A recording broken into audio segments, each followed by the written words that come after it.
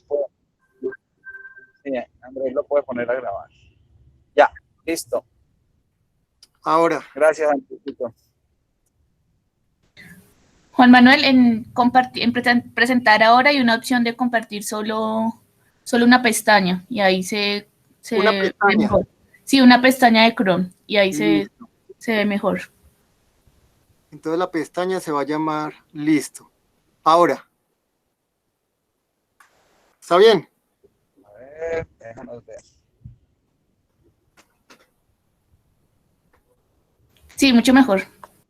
Se ve mejor, es que yo estoy acostumbrado a utilizar Zoom, no Meet, entonces, Ok, no importa, no importa. ¿se está viendo bien? Vamos. Sí, sí, dale. ¿Ya estás grabando? ¿Alguien está grabando? Sí, Andrés ya lo puso a grabar.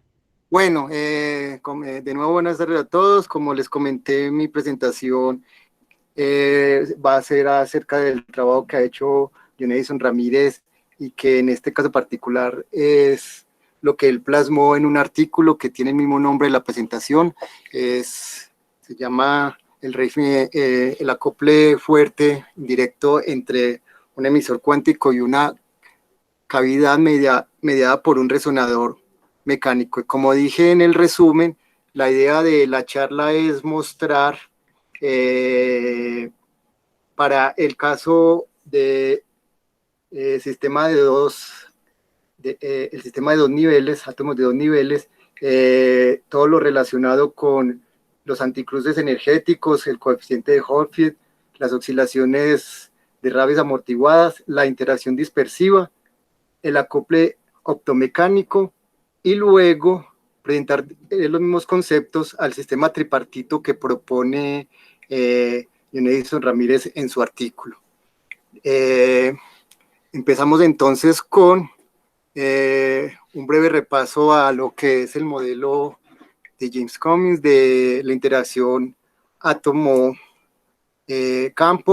Tenemos un hamiltoniano donde ya hemos cuantizado tanto el campo como el átomo, donde hemos aplicado la aproximación dipolar y la aproximación de onda rotante, pero lo que tenemos acá que no es muy usual en los libros es que el nivel energético, yo he visto que en la mayoría de los libros lo escogen tal que la diferencia, uno sea la mitad y la otra sea menos la mitad, o sea que ponen que el ground valga menos un medio de esta cantidad y el excitado valga un medio de la más cantidad propositiva. Pero para seguir la notación y el formalismo del artículo, vamos a poner que el ground, la energía del ground vale 0 en el estado atómico y en el excitado va a tener el valor ya entero, o sea, el valor completo de H omega sub 0. Y por eso voy a expresar la energía del átomo de esta forma. Y el resto es lo usual que uno ve en el modelo de James Cummings. También lo que he visto en los libros usualmente es que siempre las transiciones que se hacen es el que muestro en la ecuación 2, ¿cierto? En la expresión 2. Cuando digo los libros es en el Scully, en el Mark Fox, en el Gehry, siempre he visto que hacen estas transiciones para seguir, vuelvo a reiterarlo, la notación del artículo, el formalismo del artículo, vamos a hacer esta transición. Entonces esta transición dice que la interacción que vamos a tener va a ser entre el átomo en el estado excitado con n-1 fotón y el átomo en el estado base con n fotones. Entonces escogemos esa transición para trabajar y después compararlo con el artículo. Vamos a hacer h barra igual a 1, tenemos este hamiltoniano. Bueno, yo ¿sí? tengo una pregunta. Sí. ¿Esos estados que escoges ahí es porque lo dicen los libros o tiene una razón fundamental? Siempre he visto que las transiciones se hacen a un fotón, ¿cierto? Que un estado tiene un fotón y el siguiente tiene uno más, ¿cierto? Uno más. Pero siempre he visto que en los libros la transición que trabajan es la 2. No sé por qué. Pues estoy hablando de estos 3, 4 libros que yo siempre he buscado. Pero entonces lo único que Pero, hice a fue ver, adaptarlo. háblanos un poquito de la física, ¿no? Porque, ¿qué es una transición? Bueno, entonces tenemos el átomo dentro de la cavidad, y esto es importante porque algo de esto va a cambiar en el modelo propuesto. Entonces tenemos el átomo dentro de la cavidad, se va a intercambiar, las transiciones que se van a hacer van a hacer que el átomo baje del estado excitado al, al base y haya... al base y haya un fotón de más, o lo contrario, que del estado base suba a un estado excitado y pierda un fotón. Entonces esa es la interacción que tenemos entre el átomo y la cavidad y el campo dentro de la cavidad. Este es el término que expresa ese acople, ¿cierto? Este sería el término que acopla solamente la energía del átomo, y esta es la energía asociada al campo. No sé, profe, si es algo más o... Pues realmente lo que te estábamos preguntando es cuál es la evidencia de la transición. La Sí, evidencia de la transición es el valor esperado de precisamente el operador A. Entonces, cuando tú calculas el valor esperado del operador A, sí, eso te va a dar que conecta solamente estados de una variedad con la siguiente. Y sí, no cualquier par de estados, tienen que ser valores esperados no nulos. no nulos, sí, porque Entonces, si es entre... sí, cuando tú dices, es que yo no sé por qué lo hacen con el 2, es precisamente porque ese estado tendrá una relación de transición o una regla de selección que te dice que precisamente esa es la transición no nula. sí, porque yo lo que veo en el artículo es que se trabajó con la transición que muestro en 3. Entonces quise reproducir los modelos libros, pero con esa transición. Sí, por eso, o sea, el punto esencial es, Sí, las transiciones son las conexiones entre los estados de una variedad a la variedad anterior. sí, Ahora, la pregunta más importante ahí es, en un esquema donde tú tienes acople optomecánico, ¿qué sí. define una variedad? Porque evidentemente eso no es el mismo caso de un James Cummings, ¿no? Sí, sí, porque ya dentro de la variedad que vamos a tratar habría la parte fonónica. Por ahora acá la variedad la determina la parte atómica y la de la luz, la del fotón. Correcto. Entonces, ¿qué es una variedad de excitación? Pues la variedad de excitación estaría por la energía de la cantidad de átomos que habrían en el estado excitado y la cantidad de fotones. ¿Cómo así? ¿Un James Cummings es muchos átomos o un solo átomo? Un James Cummings es un átomo Por y, eso, entonces, ¿por qué y pueden ser definen la varios variedad? fotones. ¿Por qué definen la variedad con varios átomos excitados?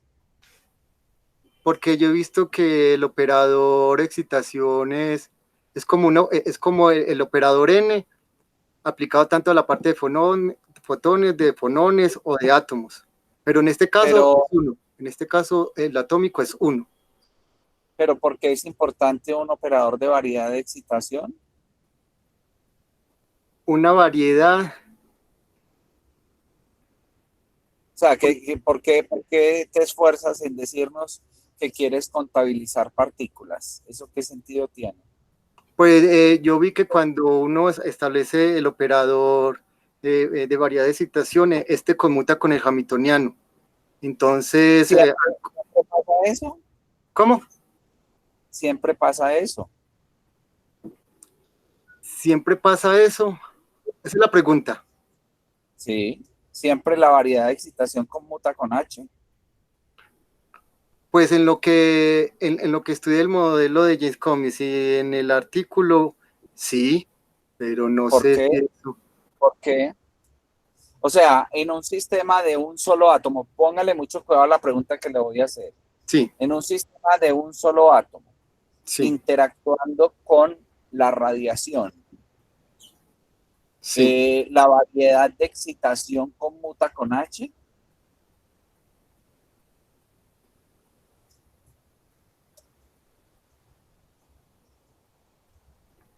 Eh,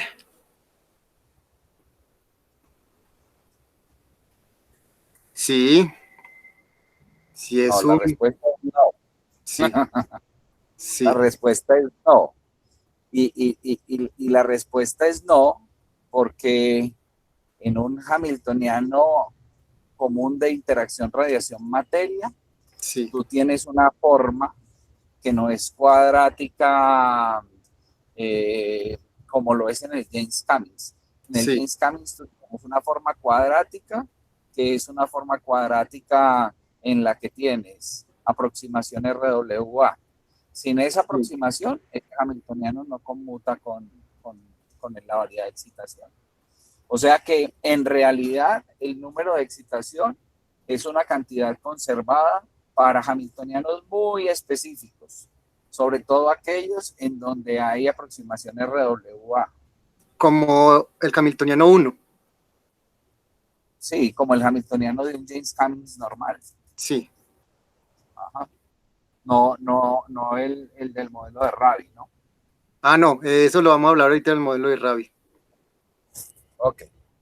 Bueno, entonces construyo mi matriz del Hamiltoniano. Quiero que vean esta forma porque vamos a compararla con el del modelo propuesto por John Edison Ramírez. Tengo que aclarar que el artículo de John Edison Ramírez fue un artículo que hizo en conjunto con Juan Pablo Restrepo y con el profesor Herbert. Pues es un trabajo de ellos tres. Y al tener este hamiltoniano, esta matriz del la representación matricial del hamiltoniano que quiero que retengan para compararlo ahorita con el artículo, pues simplemente voy a hallar los autovalores de energía obteniendo 5, la expresión 5, donde defino el de tuning, ¿cierto? Donde este omega sub 0 sería la frecuencia de la transición atómica y este omega sería la frecuencia del campo dentro de la cavidad. Y simplemente pues hago un arreglo matemático y esto es lo que lo que yo voy a graficar. Y con esto voy a mostrarle los anticruces y qué pasaría cuando este término G se vuelve cero, o sea, cuando no existiese acople entre átomos y fotones. Y vamos a evidenciar entonces la existencia del splitting de Rabi, que se obtiene restando los autovalores para la energía positiva y la energía negativa. Y yo lo he visto, no sé, profesor Herbert, para que me corrija, que llaman el splitting de Rabi del vacío cuando hacen el de tuning igual a cero. Entonces daría este valor. Entonces no sé si eso es lo que siempre se refieren al splitting de Rabi en el vacío. Y lo que yo también vi, porque en muchos libros les había comentado que la transición que hacen es la transición que se describe en dos, siempre veía que ellos hablaban que existía el splitting aún en el vacío cuando n era igual a cero. Entonces yo pensé, porque en este caso, si pues n es igual a cero, ese splitting sería cero, pero yo vi que en esta transición el valor de n igual a cero no se permite. El valor asociado al vacío en este caso es n igual a 1. Entonces, cuando tenemos el valor asociado al vacío que sería igual a 1, vemos que todavía el splitting se conserva aún en ausencia de el fotón. No sé, profesor Herbert, si está bien dicho lo que comenté o... ¿Aló? ¿Sí? ¿Aló, aló? Pues tú te puedes dar cuenta de la ecuación 8 y 9 por qué no es posible tomar un n igual a 0. Eso, por eso. Como yo he visto que en todas las expresiones No, no, están no, no. hablando... No es porque lo hayas visto en libros, es porque ahí está claro. Hmm, Uno puede sí, tener, esto se interpreta el estado de la entrada se interpreta como el número de fotones. Eso. Entonces El número, yo lo que veía, el, que número, el número de fotones no puede ser -1, eso no tiene sentido. eso, entonces lo que yo veía que era que en los libros aparecía n+1, entonces decían que aún en el vacío se veía. Es porque tú lo tienes que definir de alguna forma. Entonces, si lo defines así, pero tú puedes correr eso, el n puede ser un n', Eso. igual a n+1 y ya. Precisamente por eso. A ver, pero Juan Manuel, lo que te está tratando de decir Juan Pablo es que no utilices la muletilla de que eso dice en los libros, porque eso no nos dice nada. Sí. O sea, nosotros necesitamos es ver tu comprensión de lo que estás diciendo. Sí. Los libros sabrán mucho de ellos, pero nosotros necesitamos verificar aquí lo que tú entiendes. Y entonces no me digas reiteradamente que es que eso es lo que has visto en los libros, es que eso no nos dice nada.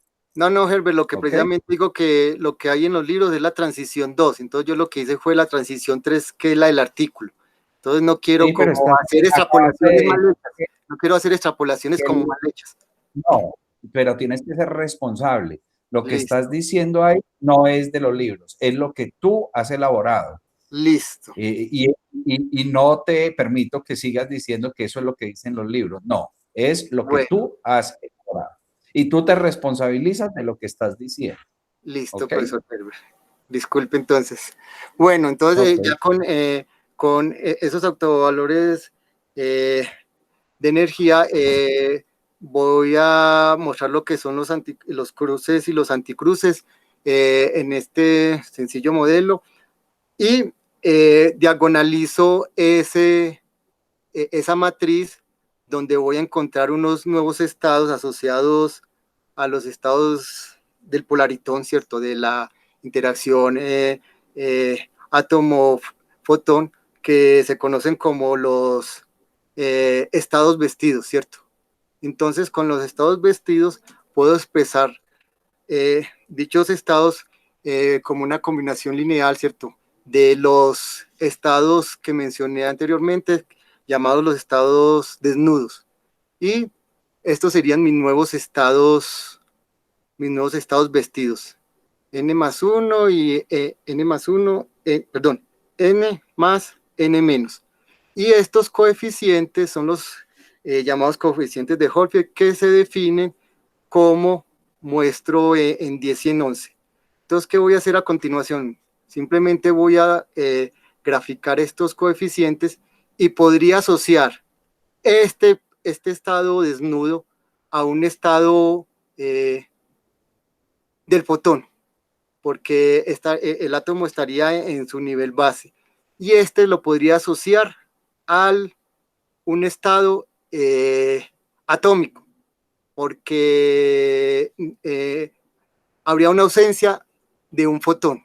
Entonces lo que voy a hacer a continuación en la siguiente diapositiva sería graficar graficar, y más o menos puse las mismas unidades del artículo que vamos a trabajar, esos autovalores de energía. Entonces tengo para el estado vestido N+1 este autovalor con respecto al de tuning. Y ustedes pueden ver esta curva, ¿cierto? Esta curva. Hago lo mismo para el estado vestido N-1, y ustedes pueden observar esta otra curva. Pero yo puedo asociar también unas energías al átomo, que fue la escogencia que hice, que sería que ustedes pueden ver acá con la línea beige, y la energía asociada al estado fotónico, por decirlo así, que sería esta línea oblicua azul. Para este primer cuadro, como describo acá ¿Cómo estás definiendo la de sintonía? ¿Y qué pasa si la defines al revés? Tengo el de túnel, lo he definido así. ¿Qué es así? Como está en 5, no sé si se ve el cursor. No te estoy preguntando que me muestres una línea, te estoy diciendo que me digas físicamente qué es. El de tuning es la diferencia de la frecuencia del átomo menos la frecuencia del campo en la cavidad. Entonces voy a graficar Entonces, mis estados, mis autovalores de energía con respecto a ese de tuning. pero entonces, ¿qué quiere decir tomarlo como lo estás tomando? Entonces, voy a graficar, estoy graficando los autovalores expresados en 6. En 6. Y el de tuning es el que voy a cambiar en la expresión 6. O sea, ¿quién está cambiando? ¿El átomo o la cavidad? La cavidad. ¿Por qué? Pues yo escogí, pues al momento de graficarlo, estoy en un computador que no es mío, en el computador, mi portátil, cuando grafiqué en matemáticas, fijé un valor y varié el otro, ¿cierto? Y varié el de la cavidad. Fijaste bien al átomo. ¿Cómo? Fijaste al átomo. Sí, y varié el de tuning. ¿Y qué pasa si lo hubieras hecho al revés? Si fijas la cavidad y mueves el átomo. ¿En qué cambia la gráfica?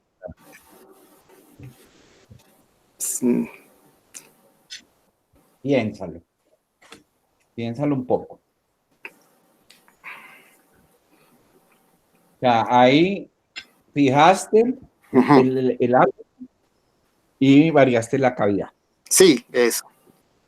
Y entonces, ¿qué pasa si fijas la cavidad y mueves el átomo?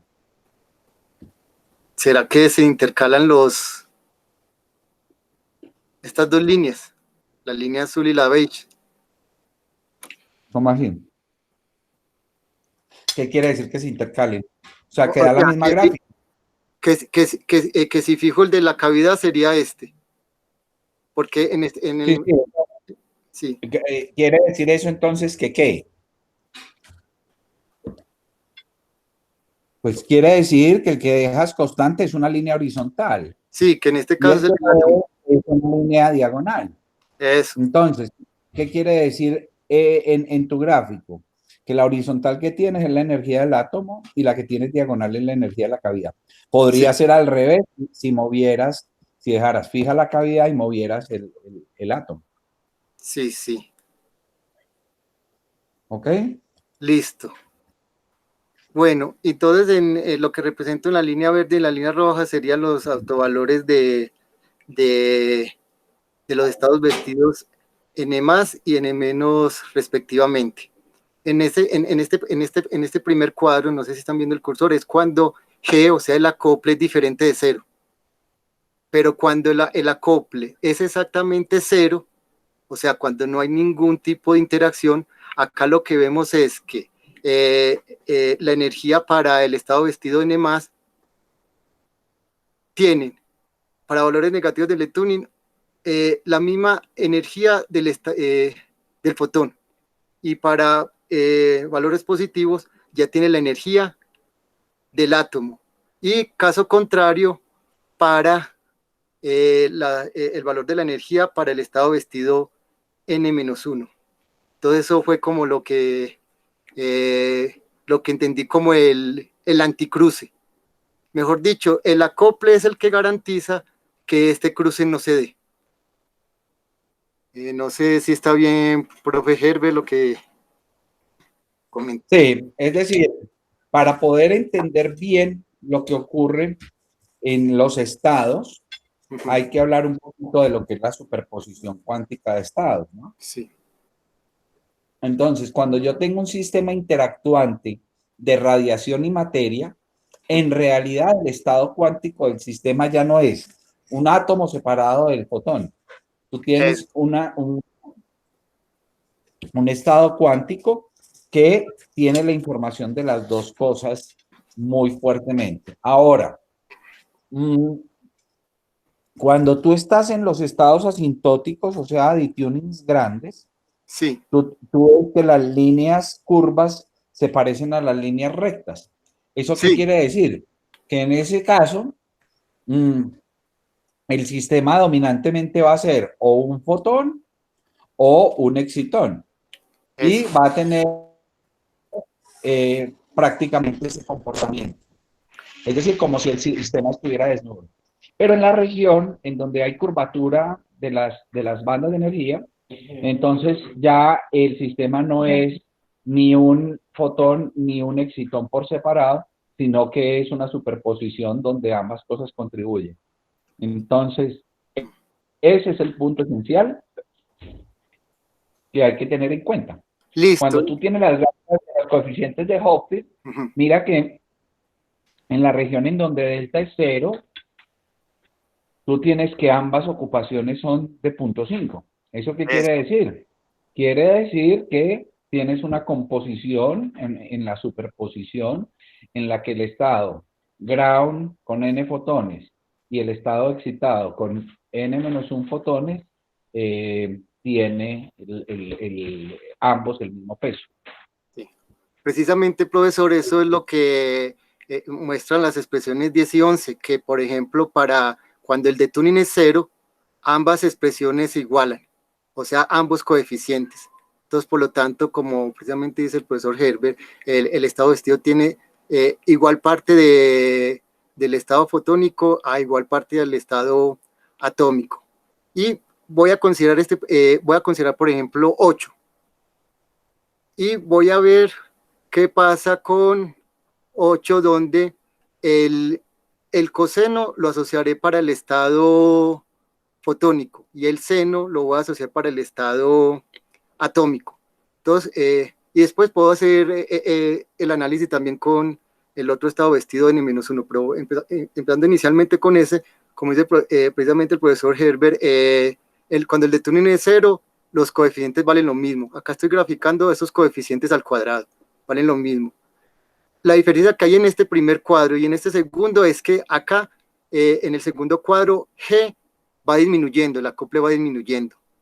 Y en el último cuadro no hay acople, no hay acople. Entonces, lo que muestra en el último cuadro es que antes del detuning, estoy hablando del estado vestido en N+, antes del detuning es totalmente fotón, o está en el estado totalmente fotónico. Después del detuning, deja de estar en el estado fotónico. No sé si ustedes ven acá en esta parte de abajo del tercer cuadro que ese valor vale 0 y se vuelve atómico después del detuning. Y antes del detuning no tiene nada en el estado fotónico, y eso es lo que evidencia este trazo verde. No sé, profesor Herbert, si esto va bien, esa aseveración. Yo lo que quiero mostrar es que esta franja que hay acá va disminuyendo a medida que el acople lo hace. Sí, digamos que todo tiene que ver con la superposición, y esa superposición tiene, digamos, en compañía un concepto del que no has hablado, que es el de entrelazamiento. Entonces, realmente todo lo que estás tratando de decir se puede decir de una manera muy clara, proponiendo el concepto de entrelazamiento. Bueno, entonces hasta acá dejo este modelo para el análisis que queremos hacer del artículo, y voy a seguir con el modelo de Rabi. No me quedó claro una cosa, Juan Manuel. Sí. Tú estás hablando de que el sistema puede tener muchos fotones. ¿Y eso qué tiene que ver con eso que nos estás mostrando? Que el sistema puede tener muchos fotones. Sí. O sea, Pues ¿por qué no estás hablando aquí de un fotón si acabas de decir que el sistema podría tener muchos fotones? Pues en este tipo de transición solamente puede haber un estado con un fotón y uno con menos quitándole ese fotón, pero no, pero ¿cómo así? Usted me acabó de decir que el sistema tenía muchos fotones. Así arrancaste diciendo, el James Camming es un campo con muchos fotones y un solo átomo. Y ahora me estás cambiando la cosa a decirme que solamente hay un fotón. ¿Eso por qué?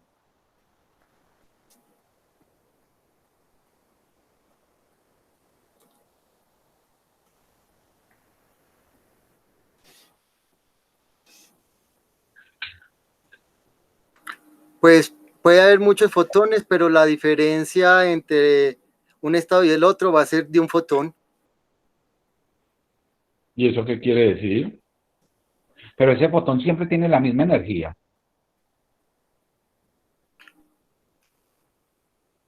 Pues lo que estamos buscando es que se acerque a la resonancia, o sea, que se acerque a la frecuencia de la transición Pues, atómica, pero no eso, siempre, entonces, pero en este caso. ¿dónde están los otros fotones?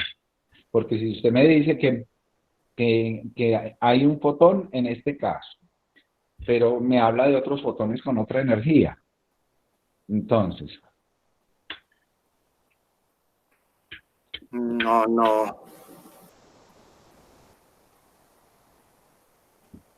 no, no sé qué responder. o sea, mi pregunta más allá de eso es, ¿qué tiene que ver esto que nos estás mostrando con un experimento?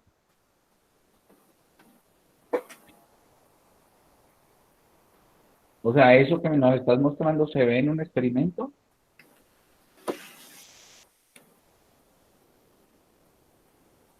Mm,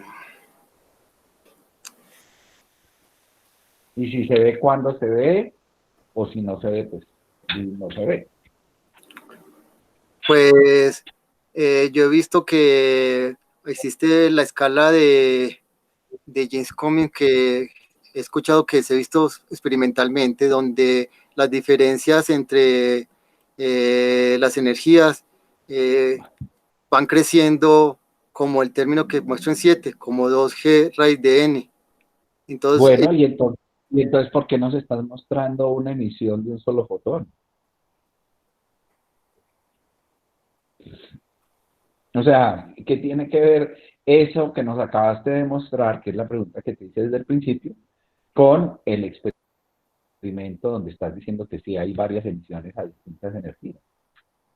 no, Fíjate que muchas veces uno cree que entiende las cosas y no las entiende, ¿cierto? Entonces, la historia es así. Eso que tú estás mostrando ahí mm, es válido sí, solamente si tienes un solo fotón en la cavidad. un solo fotón. Sí, eso que estás mostrando es si tienes un solo fotón en la cavidad. Ahora, si tienes más fotones en la cavidad, las transiciones de una variedad a la anterior siempre van a ser a través de un fotón, pero ese fotón corresponde a la diferencia de energías entre esos dos estados, que no es exactamente la de la cavidad. Entonces, cuando tú ves un espectro experimental de estos sistemas, vas a darte cuenta de que el pico da en una energía, pero alrededor de ese pico aparecen la forma de una lorentziana que corresponde a fotones que tienen otras energías y que provienen de transiciones de estados de más arriba. Sí, Entonces, cuando tú tienes eso, realmente esta gráfica te está diciendo, en el caso de un solo fotón, por dónde sería la línea. Cuando hay más, tú puedes calcular todas las líneas correspondientes a la variedad de la 2 a la 1, de la 3 a la 2, de la 4 a la 3, y te van a dar puntos alrededor de esa línea que estás mostrando, alrededor de esas dos líneas que estás mostrando. Entonces, esos puntos que dan alrededor de esa línea, pues son las contribuciones de los otros estados de más arriba. Entonces, digamos que en una idea básica del sistema, pues con un fotón uno ya sabe sobre qué energías de emisión está hablando. Pero si quieres una comparación ya con un experimento, pues tiene que hablar del espectro de emisión, y el espectro de emisión obviamente tiene todas las contribuciones de los estados superiores de la torre de estado. eso tiene que ver algo con el experimento de Mollow o algo así que se hizo con resonancia No, magnética. el triplete de Mollow es otra cosa, es Listo. otra cosa. Pero digamos que en principio cualquier espectro, en cualquier rango de interacción, sea fuerte, sea débil, va a corresponder a esas energías de transición, a esas que acabamos de decir, a las energías de la transición de un estado, de una variedad a la variedad anterior, y como bien lo hemos mencionado, pues esas transiciones son con energías distintas, pero alrededor de la energía con que se da la transición de una variedad de excitación a la cero. Entonces, digamos que eso es lo que da origen al ensanchamiento del pico. ¿Correcto? Entonces, en conclusión, esto nada más es válido para un fotón. Cuando Exactamente. Listo. Exacto. Yo lo anoto. Es válido para la transición de un fotón o de una variedad n a la n-1, ¿correcto? ¿Cómo, Si tú cómo? haces, ¿Una variedad cómo, pro? ¿Una variedad de de qué? una variedad n a la n-1. Ah, bueno, listo, listo. Como lo que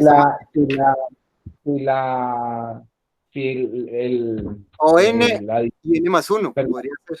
O n más 1.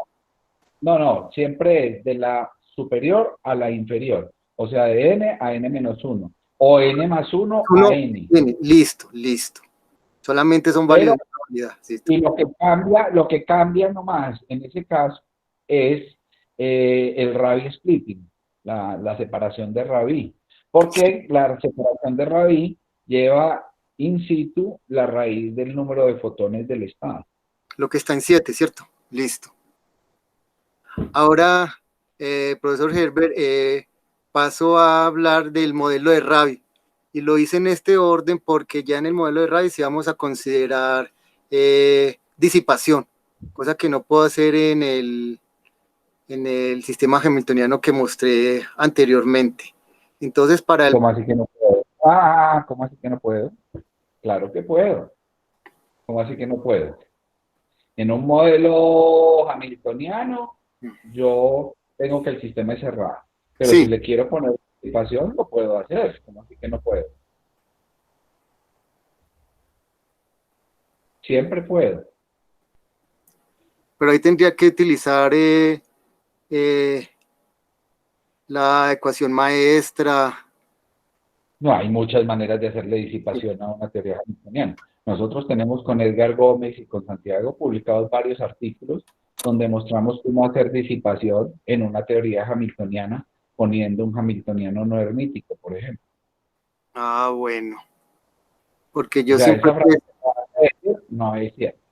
Porque yo siempre entendía que en un sistema hamiltoniano pues no hay dispersión. No, un sistema hamiltoniano es un sistema cerrado Sí, en el cual nada se escapa, o sea, no hay intercambio de partículas con el medio. sí. Pero lo que estás diciendo es que yo no puedo en un formalismo hamiltoniano meter la disipación, eso es falso. O sea, si yo violo alguna de las características que definen el hamiltoniano, como lo es su hermiticidad, por ejemplo, eso automáticamente lleva a un sistema abierto. Entonces yo tenía que haber dicho en un sistema hamiltoniano.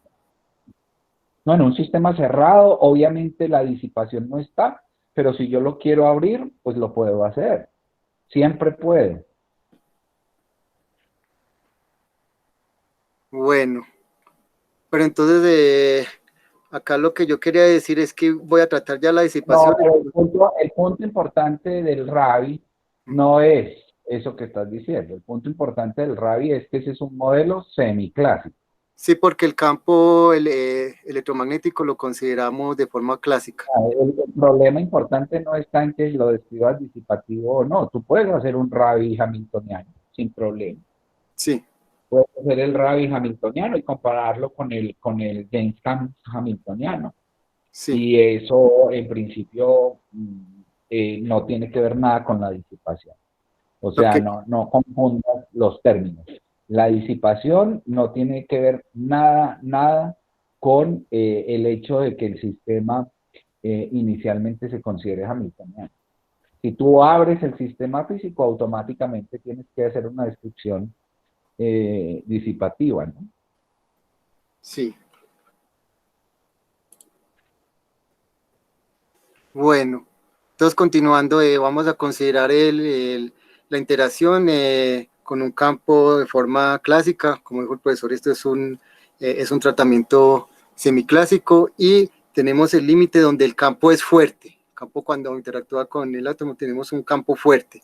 Y vamos a observar algo que se llama las oscilaciones de Rabi, que inicialmente voy a mostrar la expresión cuando hay resonancia, ¿cierto? Cuando el de-tuning es cero.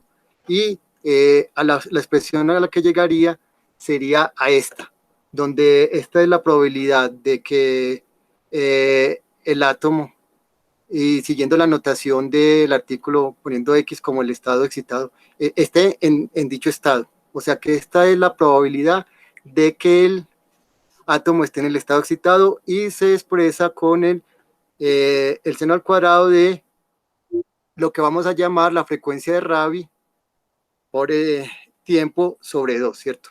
Entonces la frecuencia de Rabi la vamos a considerar con la expresión que muestro en 13, el momento dipolar, la magnitud del campo eléctrico sobre H barra.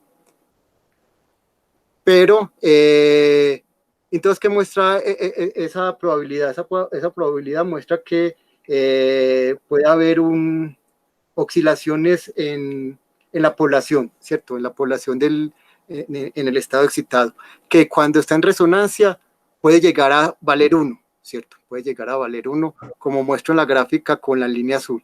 Pero habrá casos donde no hay resonancia exacta, donde hay una asintonía. Entonces, para el caso de la asintonía, lo que cambia la expresión es su amplitud y también cambia la frecuencia, porque la frecuencia ya tendría adicionado esta parte de tuning, y esto es lo que grafico en la figura 2.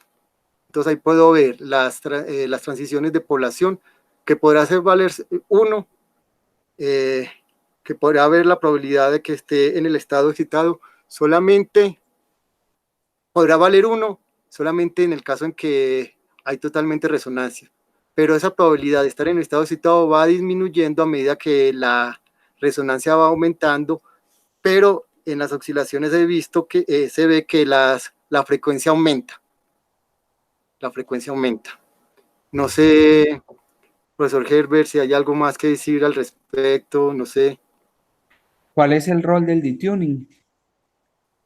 El detuning hace que, pues primero, esa probabilidad baje y que aumente esa frecuencia.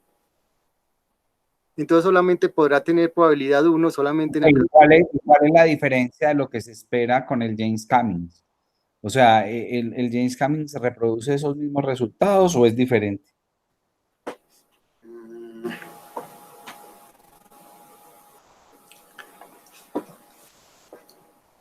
Herbert, pues no sé, en lo que yo leí, vi que creo que en el James Cummings pueden haber cuestiones relacionadas con lapso y revival, resurrección, no sé, revival, no sé cómo es la traducción, de estas oscilaciones. Pero no, digamos, si tú haces la misma gráfica, la misma que tienes ahí, Sí. la haces para un James Cummings, ¿qué pasa?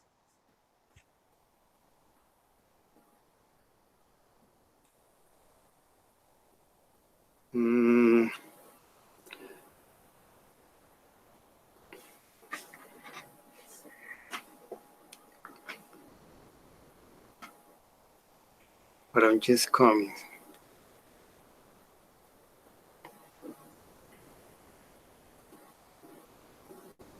No sé.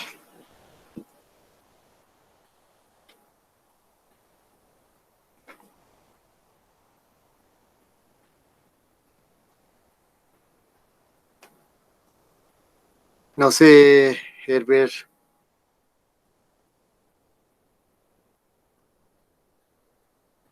Te decía que te lo dejo de tarea, Listo. que debes hacer un comparativo entre los resultados del James Cummings y del Rabi con los Sí. mismos parámetros y ver cuáles son las similitudes y las diferencias. Bueno, listo. Entonces anoto acá que me queda esa tarea. Voy a copiarlo acá. Y James Cummings. Listo. Ahora esto era lo que quería, a lo que quería ir, profesor Herbert, con respecto a la dispersión, que ahora vamos a considerar las mismas oscilaciones, pero con damping, con amortiguamiento, que puede ser debido a la rata de decaimiento de fotones por la cavidad, que tengamos espejos que no sean altamente reflectivos, o por emisión espontánea. Para el caso del artículo, en particular, vamos a considerar solamente capa, pero también leí que podrían haber cuestiones relacionadas con dispersión debido a que se vayan a transiciones no radiativos que estén asociadas a vibraciones, o sea que pueden haber pérdida de fotones que se vuelven fonones. Y tengo la expresión 15 para ese caso, para el caso donde hay esa dispersión, ese amortiguamiento. Esta expresión la vi, quise saber, pues la vi, pero quise saber de dónde salía, y lo que vi es que cuando en el libro, cuando se llega a una expresión para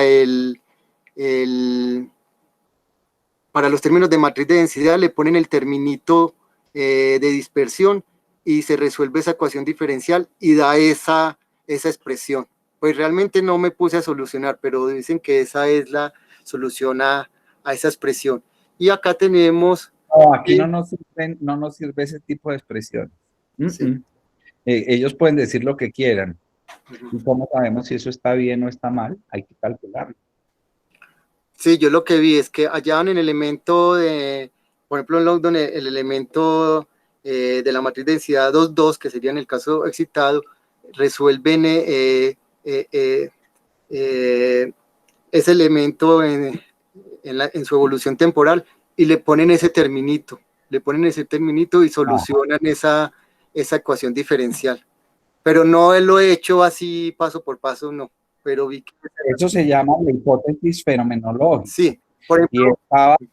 Y está basado en el hecho de que cuando Einstein, que es el que lo propone, sí, se da cuenta de que el sistema está en un estado excitado y se apaga la interacción, el sistema no puede quedarse indefinidamente ahí de forma excitada. sí. Entonces él coloca un término para garantizar que haya decaimiento exponencial. Después uno se da cuenta de que haciendo un tratamiento más juicioso de la disipación, como el del formalismo de Livland, se recupera la hipótesis de Einstein en las ocupaciones, pero se da uno cuenta que precisamente la corrección que uno pone fenomenológica ahí no es del todo correcta porque no ataca las coherencias como es. Entonces, eso hace que el modelo de Rabi semiclásico tenga un nivel de utilidad, digamos, más reducido que el James Cummings cuántico completo, porque el James Cummings cuántico completo pues tiene todos los efectos incorporados, ¿no?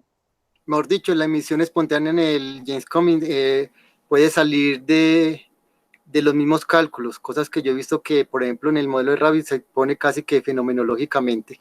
Y se pone fenomenológicamente mal, porque uno lo que hace es, con la intuición, pues pone fenomenológicamente el término en las ocupaciones. Sí. Y al ponerlo en las ocupaciones, pues deja no tenido en cuenta el efecto sobre las coherencias, ¿no? ¿Sobre qué? Sobre las coherencias. Ah, listo, voy a anotar eso. Sí, o sea, la gran diferencia entre un Rabi y un James Cummings es esa, es que cuando haces disipación, es que cuando tú metes la disipación en el Rabi lo haces fenomenológico y no es del todo correcto, sí, porque no se tienen en cuenta los efectos sobre las coherencias. Lo que pasa es que en el modelo de Rabi, ¿cierto? No hay otra manera intuitiva de meter la emisión espontánea. Uno la hace presuponiendo la hipótesis de Einstein, de coeficientes de Einstein, para el decaimiento de las ocupaciones proporcionales a las poblaciones. La metí a mano, en pocas palabras. Digamos que con una argumentación física, más que a mano, ¿cierto? Con una argumentación física de lo que uno espera que ocurra en el experimento. Bueno, entonces continuando con esta expresión para cuando ya existe la amortiguación, vamos a definir Conchita, ¿cierto? Esa razón que hay. entre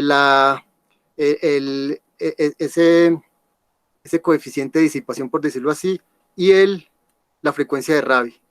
Entonces, eso es lo que grafico, y en lo que muestro para la gráfica azul son como los valores comparados con los del artículo. Entonces, la línea a raya sería las oscilaciones de Rabi sin amortiguación, y a medida que esta gama, que va acá, ¿cierto?, en la expresión 15, va aumentando, esas oscilaciones van decayendo muy rápidamente y van tendiendo a un valor, Para el caso muy, muy amortiguado, prácticamente no hay oscilaciones y cae totalmente a un valor específico de probabilidad para que esté en ese estado excitado, y también escuché que sí tiene que ver algo más con las predicciones de Einstein, cuando es algo altamente amortiguado. No sé, profesor Herbert, si hay algo ¿Y cuáles son las predicciones de Einstein? ¿Cómo así? ¿A qué te estás refiriendo? No.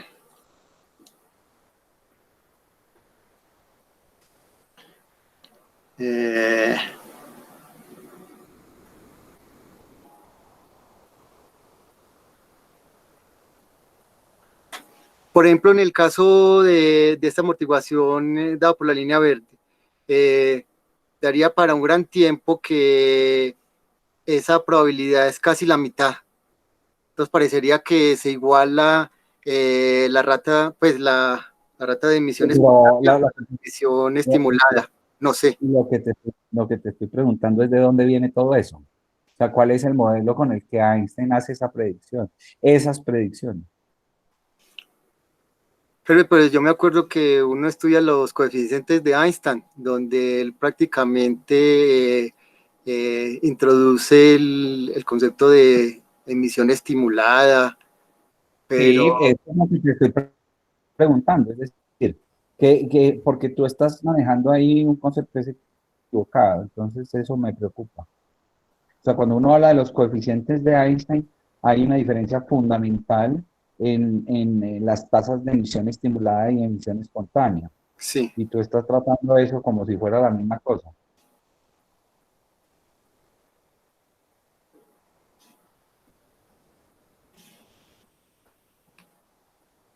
Bueno, te pido que eso lo revises porque ahí estás cometiendo, digamos, varias imprecisiones. Sí. Bueno. La imprecisión fundamental que estás haciendo, que es muy delicada, es que de las dos tasas hay una de ellas que depende de la densidad de modos. Sí. Y la otra no. Entonces, de la densidad espectral.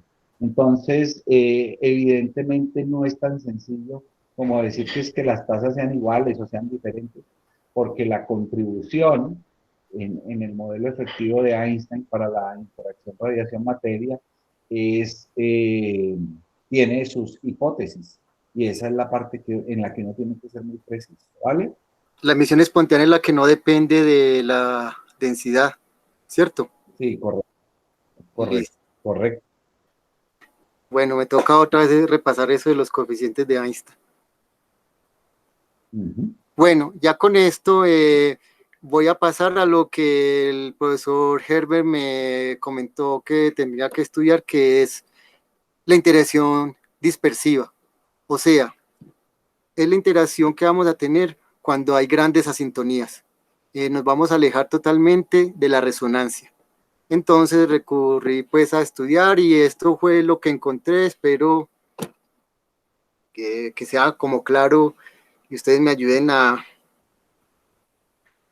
afianzar el concepto. Entonces, cuando hay esos grandes asintonías, esos grandes de tuning, estamos muy lejos de la resonancia, no hay transiciones, las transiciones atómicas no son directas, sino que van a ser de forma indirecta por algo que se llama una interacción dispersiva. Y puedo expresar mi hamiltoniano de esta forma, en 17. La parte libre de interacción, ¿cierto? Y la parte de interacción, y la voy a expresar de esta forma. Con este superoperador A, no sé si llamarlo así, con A mayúscula, donde A contiene el operador el operador fotónico y el operador de átomo, y simplemente acá saco su conjugada, y este es el que da término a la parte de interacción del hamiltoniano 1 que vimos inicialmente. Entonces, ¿qué vamos a hacer? Nosotros vamos a trabajar en el cuadro de interacción, y se trabaja en el cuadro de interacción porque la evolución temporal del estado solamente va a depender precisamente de la interacción.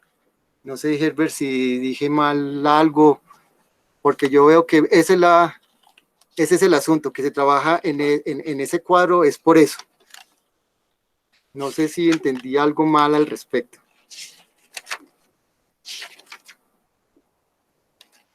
No, digamos que la representación de interacción es un cuadro cómodo para trabajar sistemas donde la interacción depende explícitamente del tiempo. Sí. Esa es la ventaja, ¿no? O sea, cuando la interacción, acuérdense que ustedes tienen ahí una interacción dipolar, donde el campo producto punto, el momento de dipolo, depende explícitamente del tiempo. Entonces, Sí. cuando uno tiene ese tipo de hamiltonianos donde tiene una dependencia explícita del tiempo, generalmente armónica, uno puede hacerse un cambio de cuadro, al cuadro de la interacción, para obviar esas frecuencias que en general son frecuencias que tienen la posibilidad, tienen una componente rápida y una componente lenta, y entonces uno lo que hace es pasarse a ese cuadro para que esa componente rápida se pueda ser absorbida y entonces la dinámica pueda ser estudiada en términos de las oscilaciones lentas. Entonces, en principio es un tratamiento teórico que permite manejar con comodidad la interacción, pero no hay nada, digamos, que sea realmente fundamental que no se pudiera hacer en Schrödinger o en Heisenberg, ¿no? Bueno, Lo que pasa es que verlo allá sería un poco más complejo, ¿no? listo. Entonces, voy a definir mi vector de estado y la ecuación de Schrödinger ya en ese cuadro, en el cuadro de interacción. Y para eso se define este operador de evolución temporal para transformar lo que dije inicialmente, el estado en el cuadro de Schrödinger y la ecuación, ¿cierto? La ecuación de Schrödinger. Entonces la ecuación de Schrödinger ya queda expresado como 19 si utilizamos este operador. Y lo que vamos a hacer ahora es transformar esa interacción, la interacción que expreso en 17, a ese cuadro. Utilizo esta transformación, ¿cierto? La transformación pues usual, y encuentro que esta interacción se me convierte en esta, donde ya aparecían estos exponenciales que contienen los de tuning.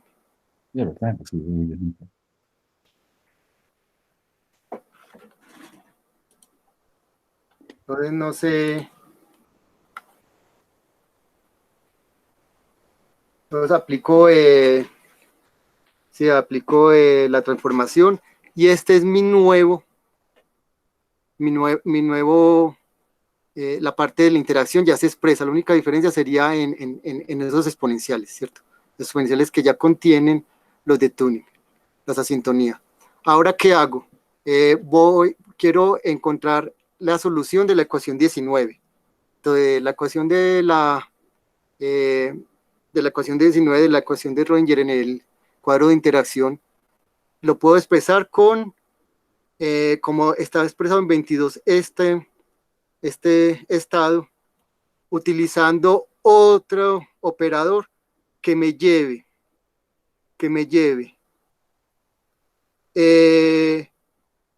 un estado en el tiempo cero a un estado en el tiempo t en el Schrödinger y después aplicar la transformación que apliqué en 18. Mejor dicho, este operador U ya contiene a este otro. Y por lo tanto ya puedo expresar mi estado.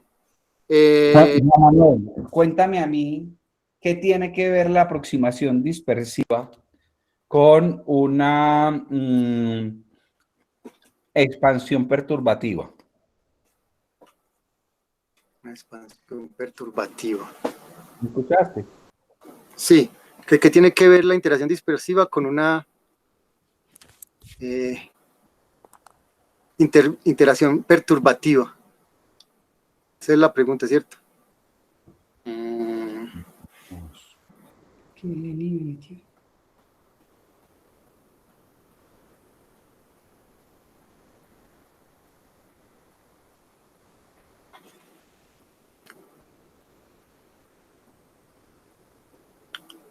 No, una teoría, no.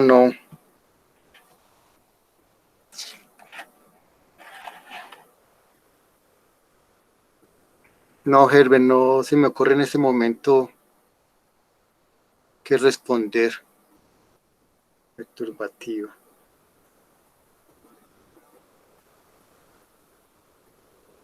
Sí, porque si fuera algo, pues en la teoría de perturbaciones yo consideraría que la parte del hamiltoniano que es interactiva es mucho más pequeño que el de la parte donde no hay interacción. Pero no sé, Herbert, qué más pensar al respecto. Sí, el punto es que tú estás haciendo una teoría de perturbaciones dependiente del tiempo, ¿no? O sea, cuando haces ese tipo de expansión dependiente Dependiente del tiempo. ¿vale? Aló. No te escucho, Herbert. Sí, Ahora ¿me sí, oyes? ahora sí. ¿Me oyes? Sí, ahora sí. Sí, lo que te decía era que el hecho de que estés haciendo una expansión en el tiempo te hace una teoría de perturbaciones dependiente del tiempo. Listo. Porque yo lo que vi es que con esta nueva definición de U, habrían dos formas para definir todo esto que sería mi U. Todo esto lo que estoy resaltando en azul en la ecuación 22. Y es despejo U, ¿cierto? Y entonces tendría un exponencial de esta integral y aplico el operador ordenador temporal, hago una expansión en series de Taylor y encuentro esto. O la otra es despejar DU de esta forma y hacerlo de una forma interactiva y hacerlo por una serie de Dyson. Pues yo he visto que se llegan a las mismas respuestas, pero como yo ya había hecho esto de la forma interactiva en el curso de transiciones de fase, pues me pareció más cómodo esto. Pero se llega al mismo resultado, es el mismo resultado, ¿cierto? Se hace también una expansión y lo que tengo hasta segundo orden, ¿cierto? Porque acá puse unos puntos suspensivos, es que ese operador U lo puedo expresar como este 1 y estas dos integrales. En esta primera integral es literalmente meter este nuevo hamiltoniano de interacción en el cuadro que estamos trabajando y resolver esa integral y da estos términos. Pero en esta segunda integral, donde hay dos, donde es doble, por decirlo de alguna forma, van a haber términos que voy a despreciar, porque van a aparecer en el integrando parte muy parecida a lo que estoy señalando acá en azul en 24, y darían, al resolver la integral, términos con delta al cuadrado en el dominador. Entonces, todos esos términos se van a despreciar. Entonces, de esta segunda integral, pues realmente son dos, que hay en 23, yo obtengo esta expresión, este conmutador. Y luego dicen que acá se va a despreciar esto que tengo en el paréntesis porque vamos a considerar que la excitación media es muy pequeña, ¿cierto? Es pequeña. Y que este término que sobre el de tuning es pequeño en comparado con respecto a este que es G cuadrado sobre de tuning. O sea que la diferencia entre estos dos coeficientes, por decirlo así, es esta G. Entonces, este término lo desprecio doblemente por esas dos cuestiones que comenté. Pero la pregunta, Juan Manuel, es, toda esa álgebra Sí. y ese cálculo que estás haciendo, ¿qué finalidad tiene? Es que lo dijiste muy rápido al principio y en este momento pues se ve como un tratamiento matemático con densidad, pero no de fondo, cuál es la real finalidad del problema. Entonces déjame aclarar eso, porque es muy importante para la audiencia que eso quede claro. El objetivo es que tú tienes un sistema físico, llámalo fotones, tienes un sistema físico, llámalo excitones, pero ellos entre sí no interaccionan directamente. O sea, no hay una interacción, no hay un intercambio directo de energía entre ellos. Entonces, lo que se hizo en el trabajo con John Edison es presuponer que los excitones están interaccionando con un medio que se van a llamar fonones, Sí, un resonador. y independientemente de esa interacción, los excitones también van a estar interaccionando con ese entorno. Y entonces la pregunta que hicimos en ese momento era, ¿será que en algún régimen de parámetros los fotones y los excitones se pueden ver con acople fuerte a pesar de que no estén interaccionando? Es decir, la disipación podría llegar a ser el mecanismo que los acople fuertemente. Y entonces, cuando se propone un cálculo dispersivo, es pensar que los excitones y los fotones no están cercanos a la resonancia, pueden tener energías diferentes, pero están interaccionando con ese entorno, con esos fonones. Entonces, cuando se hace un tratamiento de teoría dispersiva, lo que uno está encontrando es que en efecto puede resumirse todo el problema en un hamiltoniano efectivo, donde los fotones y los excitones efectivamente están interaccionando como si lo estuvieran haciendo de manera directa. Entonces eso es muy interesante porque quiere decir que uno podría aprovecharse de las propiedades del medio donde habitan los fotones y los excitones y ponerlos a interactuar fuertemente, ¿cierto? Sin necesidad de preocuparse por establecer de entrada la interacción directa entre los fotones y los excitones. Ese es el objetivo de ese trabajo. Bueno. Porque lo que yo vi es que acá se llega efectivamente a lo que tú dices, a un hamiltoniano efectivo dado por este conmutador. Y en este hamiltoniano efectivo se dice que aún en ausencia de fotones, la interacción va a existir desde que haya átomos. Mejor dicho, prácticamente esta interacción está regida por operadores atómicos. Puede existir aún en ausencia de fotones, de campo. Y esto es lo que llaman como una autointeracción, como leí. Date cuenta que aquí hay dos contribuciones. Sí.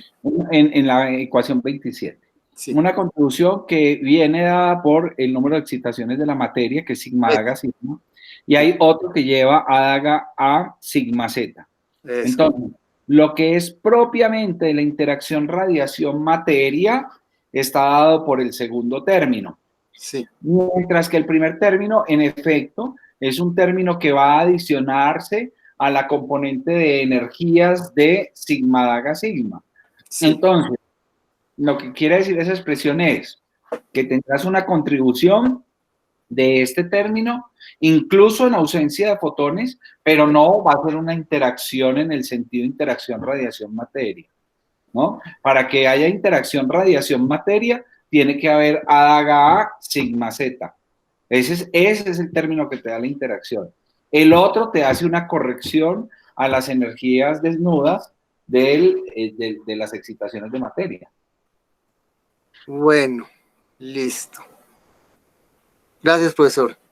Con gusto. Listo, entonces, para dejar esto acá, seguiría ya con lo que finalizo ya en este análisis de sistemas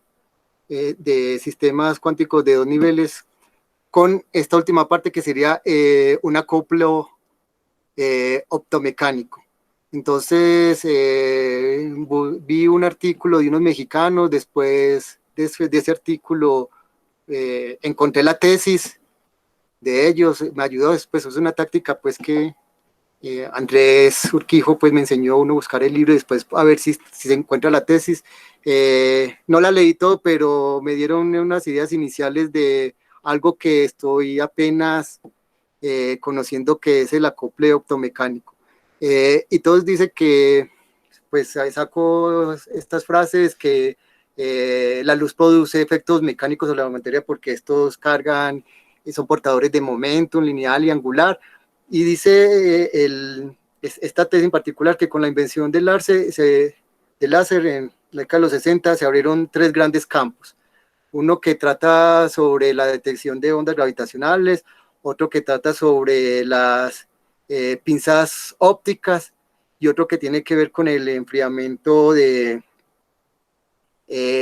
átomos utilizando el láser. No indague más sobre esto. ¿Aló? ¿Sí? ¿Aló? ¿Me escuchan? Sí, te oímos. Bueno, pero lo relevante cuando leí esta introducción de esta tesis es que fue prácticamente en 1983 donde se hizo el primer sistema optomecánico, que era una cavidad por Dorsel y que era una cavidad de dos espejos fijos, dos espejos, donde uno era fijo y el otro se podía suspender como si fuera un péndulo que oscilara debido a la presión de la radiación de la cavidad, ¿cierto? Del campo que hay dentro de la cavidad. Entonces tenemos ese esquemita 4. Pues no sé, fue como algo como muy ilustrativo para mí. Entonces ahí vemos que el campo dentro de la cavidad tiene un efecto mecánico, por decirlo así, sobre ese resortico. Entonces acá hablamos de, acá se representa un operador fotónico y acá se presentaría un operador fonónico. Esta sería la frecuencia del campo dentro de la cavidad y esta sería la frecuencia de este resonador mecánico, por decirlo así. Ahora, ¿qué tenemos? Tenemos que ese sistema tiene un modelo cuántico cuyo hamiltoniano ideal está dado por 28. Entonces, en este hamiltoniano donde hicimos h bar igual a 1, tenemos la energía asociada a los fotones, la energía asociada al resonador mecánico, al fonón en este caso, y esta interacción. Entonces lo que yo veo, lo que yo vi en esa tesis es que estas interacciones son muy típicas. Y miren que en esta interacción hay un operador número de fotones A daga da, y este B daga más B, donde decía la tesis que encontré, ¿cierto? Que este paréntesis está asociado a la posición del oscilador. Mejor dicho, este paréntesis en 28 está asociado a el operador posición del oscilador. Y obviamente el operador número está asociado a la intensidad. Y lo que leí en esa tesis es que siempre se busca que esa parte de la interacción no dependa ni de la posición del oscilador ni la intensidad del campo. Entonces lo que se hace es lo que se llama una linealización. Entonces, este término del paréntesis que está en 28 lo convierten en 30. Y vi que hay diferentes métodos. En el artículo hablan de un método donde el campo de bombeo lo expresan con una cantidad promedio más una fluctuación, mientras que esto lo hacen con un operador de desplazamiento. Bueno, hay muchos métodos, pero lo que yo noto es que siempre se linealiza. Se busca linealizar, ¿sí? ¿Por qué el operador que dices que está entre paréntesis está relacionado con la posición?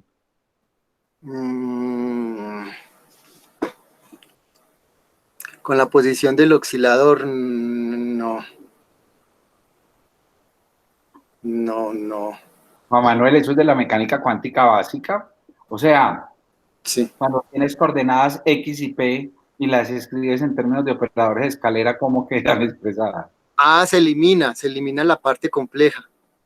Sí. En realidad es la definición de la posición en términos de operadores B y D, es por definición.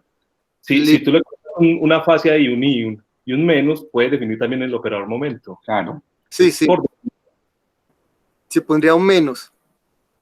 Bueno, no recuerdo la forma exacta, pero está relacionado con la definición. Dividido. Haga es AX más IP Sí. y A sola es X menos IP. X menos IP. Sí, qué pena. Pero sí, entonces yo lo que he visto es que no se quiere poner hamiltonianos que dependan de el operador posición. Entonces se llevan con distintas técnicas a la expresión que muestro en 30, donde ahí sí se puede evidenciar esa interacción de forma lineal, entre comillas, no sé por qué la definen así. Y esto ya sí, este sería mi nuevo G, este sí ya sí sería mi nuevo factor de acople, donde este omega está relacionado con la intensidad del campo de bombeo y este alfa con la cantidad, con la raíz cuadrada del número de fotones dentro de la cavidad. Y puedo obtener un modelo que llaman el modelo optomecánico qubit híbrido, que es la interacción que acabé de mostrar más un sistema de átomos de 2 niveles. Entonces, en 31 muestro como el sistema, el modelo que llaman modelo optomecánico qubit híbrido. No sé, pues hasta ahí fue que indagué. Entonces lo que yo veo es que sí, que siempre se busca linealizar este término para que no dependa del operador posición. No sé, profesor Herbert, si habrá que comentar algo más, porque ya voy a entrar a ese artículo. No, pues digamos que la interacción tiene varias formas de representarse. Digamos que uno tiene que ser consecuente con las aproximaciones que tiene una representación, ¿no? Sí. Esa es la parte que es importante. Y mirar cuándo puede ser equivalente a otra, ¿no? A otra representación. Digamos, para eso se hacen transformaciones unitarias, uno puede expresar un término del tipo dipolar bajo ciertas aproximaciones en otras formas, ¿no? Sí.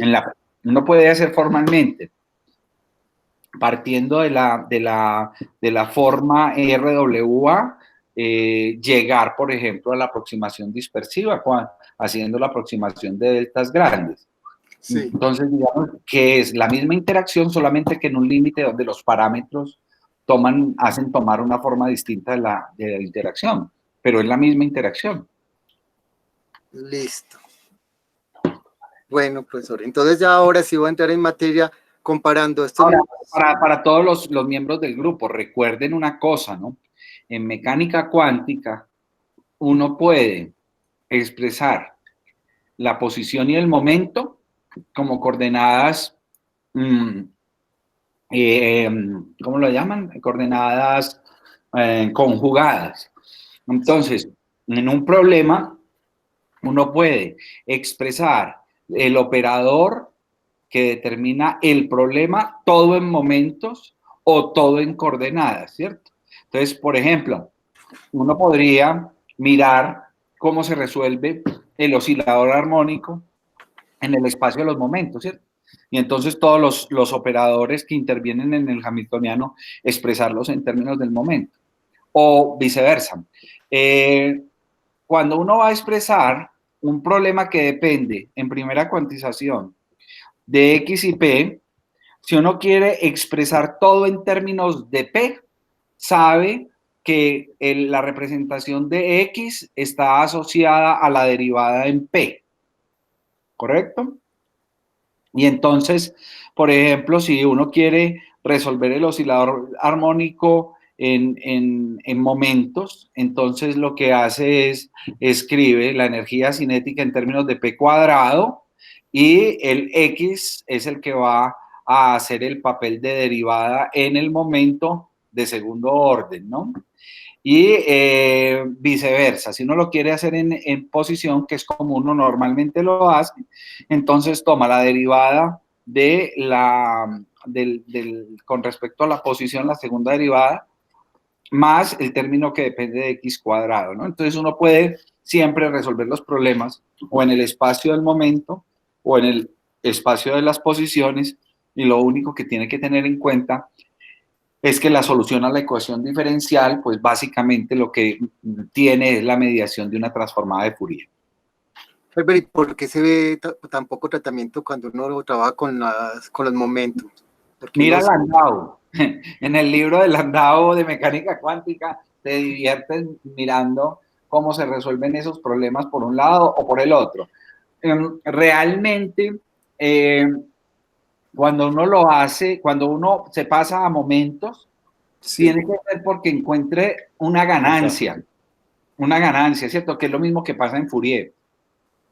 O sea, cuando uno se pasa al espacio de los momentos, es porque la ecuación realmente en términos operatoriales va a tener ventajas de ser resuelta ahí. Mientras eso no ocurra, pues la resuelve uno en la posición y se acabó. listo, bueno. Voy a buscar a Landau en vacaciones. Bueno, En el Landau, por ejemplo, él muestra la solución de partícula libre en el espacio de los momentos, por ejemplo. Y lo compara con la solución que uno obtiene de partícula libre en el espacio de las posiciones. Y ese es un ejemplo muy bonito porque uno puede mirar el papel que tiene la transformada de Fourier en la solución, ¿no? ¿y en qué situaciones es ventajoso trabajarlo así, Herbert? Pues precisamente cuando tienes un comportamiento como el de partícula libre. Mira que el de partícula libre depende del hamiltoniano básicamente de P cuadrado. Ah, Entonces, resolverlo en X pues no tiene mucho sentido, ¿no? Mucho más fácil resolverlo en P. listo, listo. Bueno, ya con cotación que es del profesor Herbert, ya voy a entrar en materia, quedan 20 minutos, ¿cierto? De lo que es el régimen de fuerte acople de forma indirecta de luz-materia. Entonces, como lo dije en el resumen de la charla que se les envió por correo, se ha visto que el acople fuerte entre excitones y fotones tiene muchas complicaciones, es difícil de lograr, porque primero se requiere un alto control del posicionamiento del átomo dentro de la cavidad. Recuerde que todo lo que hemos trabajado, el átomo está dentro de la cavidad, y esto es una diferencia que tiene con el nuevo modelo. También se requiere de pequeños volúmenes modales de campo, porque la interacción, el parámetro de interacción, el G que vemos en los hamiltonianos, ¿cierto? Estos Gs que hay acá, son inversamente proporcionales a dicho volumen. Entonces, entre más pequeño el volumen, más grande sería ese acople. Y se requieren de cavidades de alto valor Q, de alto factor de calidad. Recordemos que este Q se define como omega delta de omega. Entonces, esas son como las dificultades que se encuentran para el acople fuerte. Entonces, lo que busca el modelo es encontrar ese mismo acople, pero por un nuevo invitado. Entonces, hasta ahora solamente ha habido excitones y fotones, ¿cierto? Átomos y luz. Pero ahora el nuevo invitado, que fue con lo que antecedí de la parte optomecánica, será un resonador mecánico. Y este sistema será un resonador que va a interactuar con el sistema de átomos de dos niveles. De forma separada va a interactuar con el campo dentro de la cavidad. Pero tanto la cavidad como el sistema atómico no interactúa, y eso es lo que digo acá antes de 32, ¿cierto? La interacción directa no existe entre el sistema atómico y la cavidad. Entonces tenemos que el hamiltoniano se parte en uno libre de interacción, que sería la energía debido a los fotones, la energía debido a la excitación, donde hemos tomado de nuevo el ground como cero y el excitado con el valor H omega sub A, y la energía de los fonones, ¿cierto? Del resonador mecánico. Y en la parte 34 muestro el hamiltoniano de interacción, donde, como decía precisamente el profesor Herbert, se pone a interactuar el campo con el resonador en el primer paréntesis y el átomo con el resonador en el segundo paréntesis. Vamos a considerar que hay pérdidas y de coherencia con el entorno. Para eso utilizamos la ecuación maestra. En esta primera parte, esta segunda parte se la debo. Sí voy a trabajar con la rata de decaimiento de los fotones dentro de la cavidad. Y este es el sistema, ya el esquema ilustrativo para que se comprenda de qué estamos tratando, donde, como se puede observar, el emisor, el sistema atómico de 2 niveles está fuera de la cavidad, pero lo voy a poner a interactuar con el campo dentro de la cavidad debido a este resonador mecánico. No sé, Herbert, si está bien dicha la idea para continuar. Pues digamos que este esquema lo que muestra es precisamente lo que decíamos al principio. Es decir, fíjense que no hay una interacción directa entre cavidad y excitón, modo de la cavidad y el excitón. Sin embargo, ellos sí están interaccionando con un medio externo común. Y entonces la idea es mirar si ese medio externo común es capaz de ser un traductor de las propiedades de coherencia cuántica de uno de los sistemas sobre el otro. Sí. Y la conclusión a la que llegamos en el trabajo es que en efecto eso, bajo ciertos regímenes de parámetros, puede ocurrir. Puede que el entorno sirva como el mediador de la interacción. Listo. Entonces, tenemos que se dan estas interacciones. Acá mostramos una escala de estados para diferentes variaciones de excitación, y este sería el caso donde solamente habría un fonón, ¿cierto? El primer término dentro del KET habla del átomo, el segundo término hablaría del fotón, y el tercer término hablaría del fonón, del invitado en este modelo. Y esta teoría de excitación va creciendo respecto a este último valor acá, ¿cierto? Este sería el valor de excitación 1, o el primer valor de excitación, el segundo valor de excitación, hasta el betaavo valor de excitación. Y las transiciones, por ejemplo, en este que es de la segunda excitación, se verá por medio de un fotón, pero no lo va a hacer de forma directa. Va a mediar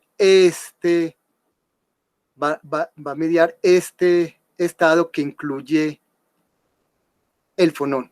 Entonces acá dice que las flechas negras representan la interacción fonón-excitón, o sea, excitón-fonón, o sea, el átomo y el resonador, y las rojas, la interacción luz-resonador, fonón-fotón. Esos fueron los parámetros que se escogieron. Se escogieron esos parámetros, acá los menciono para los cálculos. Luego llega un momento en que estas G son iguales, estas G son muy grandes. O sea que este acople es muy grande entre estos dos. Las frecuencias de la cavidad del campo dentro de la cavidad y la frecuencia de la transición atómica son muy parecidas, están muy cercanos a la resonancia, pero la frecuencia de la cavidad con la frecuencia del resonador es extremadamente lejana, o sea que la sintonía es grande. Y lo mismo diríamos de la frecuencia del el sistema atómico con dicho resonador, también es una diferencia grande, y ahí es donde vamos a aplicar la interacción dispersiva. Acá, Juan, tienes 7 minutos para acabar. pero dice que hasta las 4:15. Bueno, el caso es que... Dame 2 horas, dale. ¿Cómo? Bueno, acá definimos bueno, acá está el operador de citaciones, donde está la parte que contribuye el campo, el átomo y el resonador. Vamos a encontrar esos autoestados,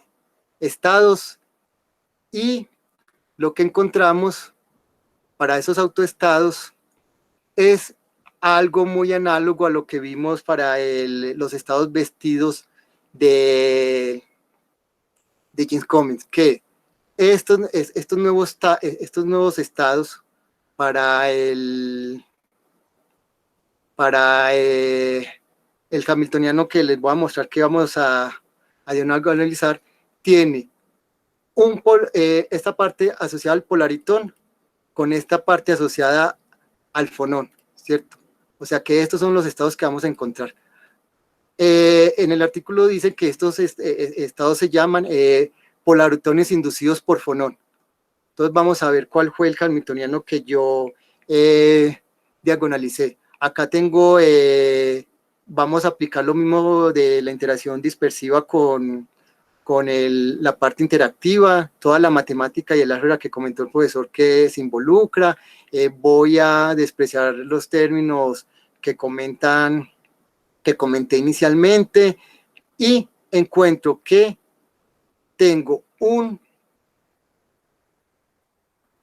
hamiltoniano efectivo, y acá encontraría algo muy similar a lo que encontré en la parte dispersiva de luz materia, pero acá ya sería con el átomo y con el resonador.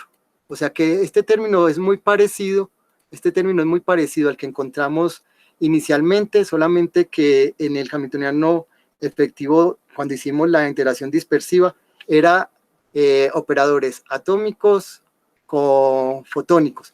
Acá aparecería atómicos con fonónicos, y acá es donde yo encuentro la interacción que buscaba. ¿Cuál es la interacción que yo buscaba? La interacción directa, entre comillas, en este caso, realmente es indirecta, de la luz con la materia. Entonces, este es mi nuevo hamiltoniano, que expresaré de esta forma como está en 47. Voy a ir muy rápido, pues, porque ya dicen que tengo pocos minutos. De este hamiltoniano efectivo, donde ya aparece la interacción que inicialmente no estaba inicialmente.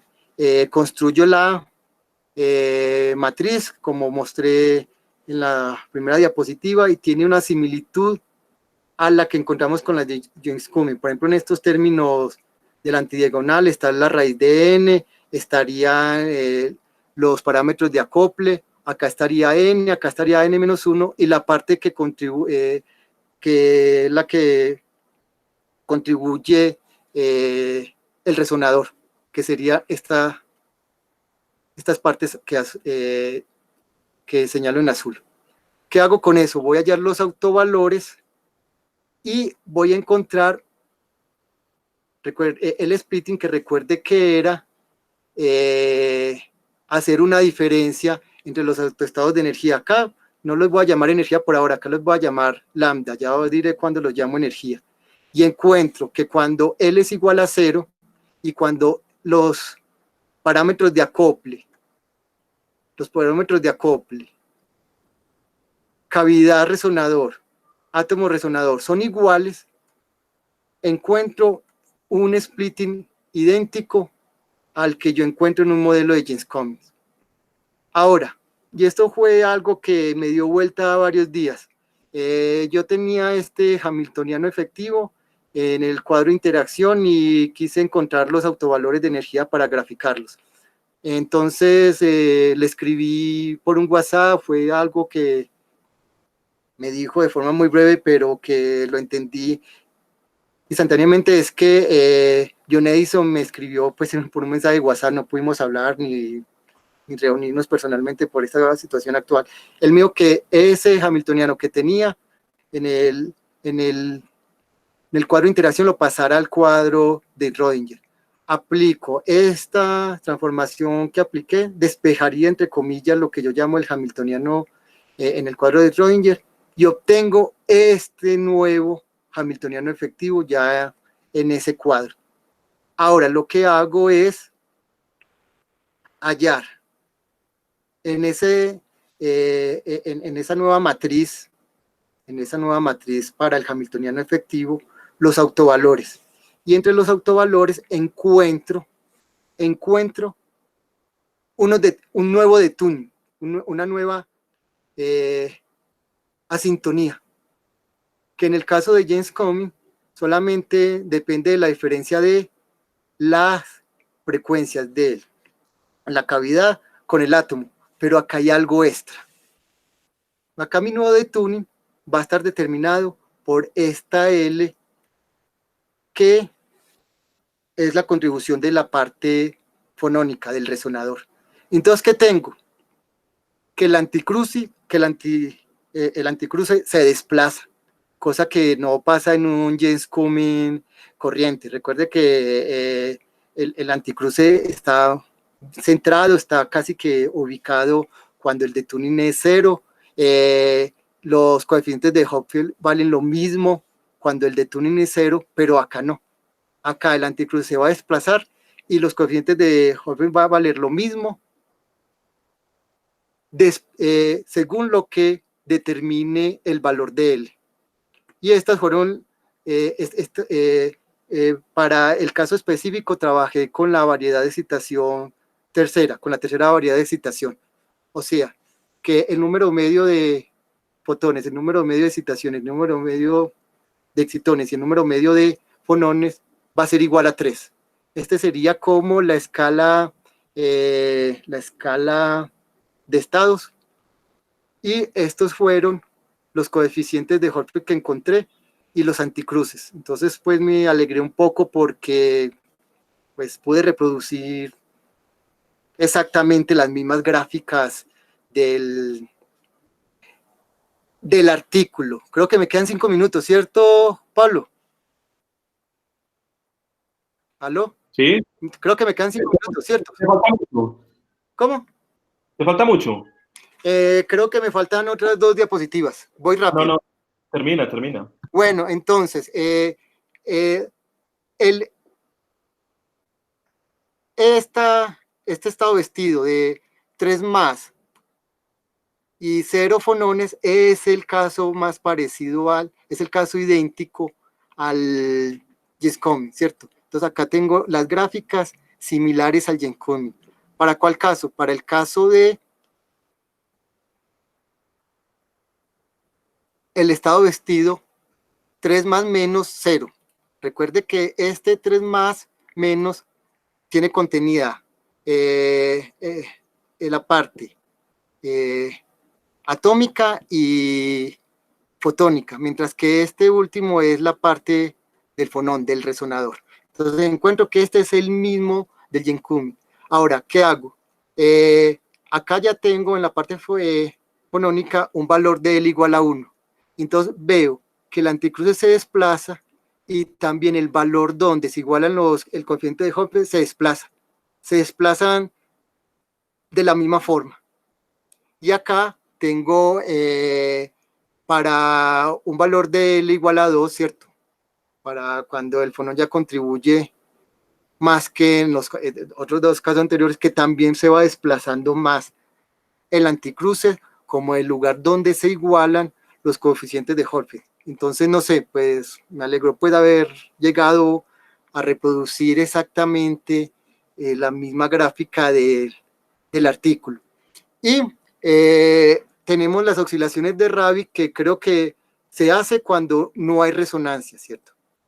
Perdón, cuando hay resonancia, el libro comenta que en esas oscilaciones de Robin sería con una frecuencia determinada por este G efectivo, que es 2 veces el acople que hemos igualado al cuadrado sobre el de tuning. Simplemente obtengo estas gráficas y le aplico el valor de la rata de decaimiento de los fonones dentro de la cavidad y obtengo exactamente la gráfica que aparece en el artículo. Este sería el caso si no hubiera esa rata de decaimiento. Entonces, pude reproducir tanto el hamiltoniano efectivo que muestran en el artículo, las gráficas para anticruce y coeficiente de Holfeld, y las oscilaciones de Rabi con el término de amortiguación, donde prácticamente esta es la ecuación que se grafica, la ecuación que muestro en el 64, que se derivó de esa ecuación que originalmente les mostré al inicio. Y ya para terminar, esta es la discusión que yo quería como entablar. Son 2 minutos, no está en el artículo y me llamó mucho la atención.